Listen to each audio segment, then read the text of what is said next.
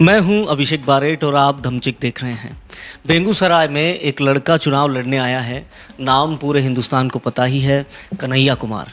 Media पर कन्हैया कुमार की छवि को लेकर एक साइकोलॉजिकल दबाव जरूर रहेगा, लेकिन हम उनकी छवि को साथ लेकर किसी भी राष्ट्रवाद वाले दबाव जो आम भारतीय सोच वाले व्यक्ति पर आ ही जाता है, उससे बचते हुए बेगूसराय की चुनावी गणित आपको आज समझाने का प्रयास करेंगे। हम आपको बताएंगे कि इस सीट पर कौन चुनाव जीतने वाला है और इन संभावनाओं की वजह क्या है। बिहार की बेगूसराय सीट से कन्हैया कुमार चुनाव लड़ रहे हैं और वो राष्ट्र कवि रामधारी सिंह की धरती कही जाती है और कन्हैया कुमार सेना को बलात्कारी कहते हैं। उनका लोकतंत्र पर कितना यकीन है, विशुद्ध रूप से उन्होंने चुनावी मैदान में आकर ये बता भी दिया है। कन्हैया कुमार देशद्रोह जैसे आरोपों से जूझ रहे हैं और अब देशद्रोह के कानून में रियायती बदलाव भी कन्हैया कुमार चाहते हैं। कन्हैया की एक इमेज हम आपको ये भी समझा देते हैं कि कन्हैया कुमार ना जातिवाद से ऊपर उठे हुए लगते हैं, ना ही जिस पार्टी यानी भारतीय कम्युनिस्ट पार्टी से वो चुनाव लड़ रहे हैं वो जाति में यकीन करती है। आप सोचेंगे कैसे? कन्हैया कुमार बेगूसराय के भूमिहार वर्ग से आते हैं और बेगूसराय भूमिहार बहुल लोकसभा सीट है, तो जातिवाद मुक्त समाज की बात करने वाले कन्हैया यहाँ इस मुद्दे पर फ्लॉप हो गए हैं। अभी वीडियो को देखना जारी रखिए क्योंकि हम सब पर्दे हटाने वाले हैं, सब कुछ आपको समझाने वाले हैं। कन्हैया कुमार जवाहरलाल नेहरू यूनिवर्सिटी के कैंपस की उपज हैं जो भारत तेरे टुकड़े होंगे जैसे बयानों से देशद्रोह तक पहुंचे। अब उन्हें लोकतंत्र में हिस्सेदारी चाहिए, ये विरोधाभास भी है। जंतर मंतर और टीवी चैनल्स के आगे बेगूसराय के बारे में कन्हैया कुमार अगर कुछ जानते हैं तो वो भी हम आपको बता देते हैं। दरअसल कन्हैया कुमार की बेगूसराय सीट को पूर्व का लेनिनग्राद भी कहा जाता है, मतलब कि कम्युनिस्टों की सीट। कहा जाना गलत नहीं होगा कि कम्युनिज्म लोकतंत्र में भरोसा नहीं करता है। कन्हैया कुमार जेएनयू के छात्र संघ अध्यक्ष रहे हैं, तो लोकतंत्र में भरोसा नहीं करने वाली बात समझ नहीं आती है। अब सीधा चुनावी गणित की तरफ आपको लिए चलते हैं। पिछले 15 से 17 वर्षों में पूर्व की लेनिनग्राद कही जाने वाली बेगूसराय लाल रंग से तकरीबन बाहर निकल चुकी है। बेगूसराय में अब ये टक्कर 3 लोगों के बीच होने वाली है। भाजपा से गिरिराज सिंह, भारतीय कम्युनिस्ट पार्टी से कन्हैया कुमार और राजद के तनवीर हसन के बीच ये टक्कर होने वाली है। तनवीर हसन पिछली बार भी यहाँ से चुनाव लड़ चुके हैं, लेकिन पिछले लोकसभा चुनाव में ये सीट भाजपा के भोला सिंह ने जीती थी। उनको उस वक्त 4,28,000 वोट मिले थे। कन्हैया कुमार की पार्टी उस वक्त तीसरे स्थान पर रही थी और उस वक्त भाकपा के राजेंद्र सिंह को 1,92,000 वोट ही मिल पाए थे, जबकि दूसरे स्थान पर रहे तनवीर हसन भाजपा के भोला सिंह से 58,000 वोटों से पीछे रहे थे। 2008 में डिलिमिटेशन में बलिया लोकसभा सीट को खत्म कर दिया गया था और बेगूसराय ही लोकसभा सीट के रूप में बची थी।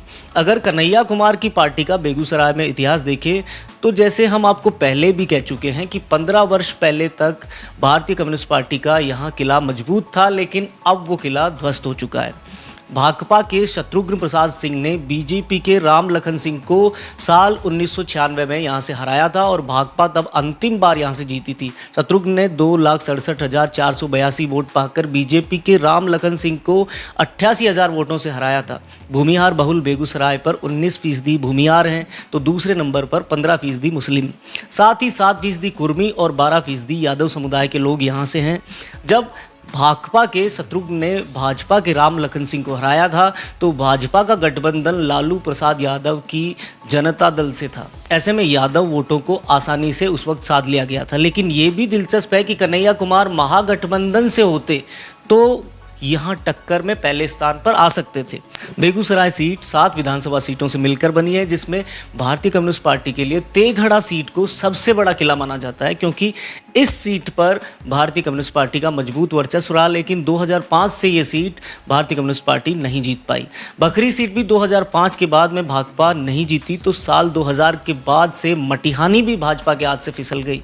बखरी सीट भाजपा के लिए कई लिहाज से जादुई थी, क्योंकि यहाँ 10 बार भारतीय कम्युनिस्ट पार्टी का शासन रहा है, लेकिन अब वो जादू खत्म हो चुका है।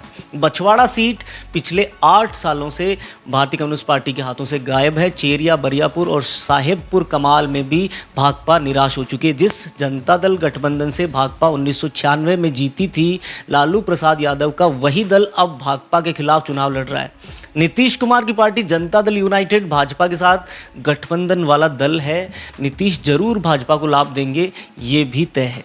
कन्हैया कुमार दरअसल सोशल मीडिया और टीवी चैनल्स पर छाए रहे हैं और उनकी इमेज राष्ट्रद्रोही जैसी प्रचारित भी हो चुकी है। बेगूसराय के कच्चे पक्के घरों तक कन्हैया की पहुंच बिल्कुल भी नहीं रही है। कन्हैया के समर्थन का दम भरने वाले देश भर के अलग अलग जगहों के युवा हो सकते हैं उनके घोर समर्थक हों, लेकिन वो वोटर नहीं हैं। अगर कन्हैया अपने भूमिहार वोटों पर पकड़ बनाने में कामयाब रहे तो इस प्रतियोगिता में वो बने रहेंगे, क्योंकि कन्हैया ग्राउंड पर राजनीति नहीं कर रहे थे तो ये अब तक दूर की कौड़ी है। मतलब भूमिहारों को साधने का काम शायद वो ना कर पाएँ। मुस्लिम और यादव वोट सीधे सीधे उनके खिलाफ होंगे ही, क्योंकि नरेंद्र मोदी से टक्कर के नाम पर भी कन्हैया मुस्लिम वोट नहीं ले पाएंगे।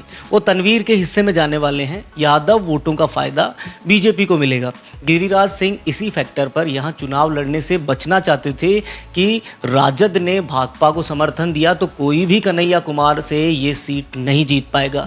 पर अब माहौल गिरिराज के पक्ष में आ गया है। गिरिराज सिंह बड़बोले और कम गंभीर भाजपा नेता हैं, इसलिए उन्हें इस नई जगह पर कड़ी टक्कर मिलने वाली है। लेकिन वो टक्कर कन्हैया की जगह उनको तनवीर हसन देंगे।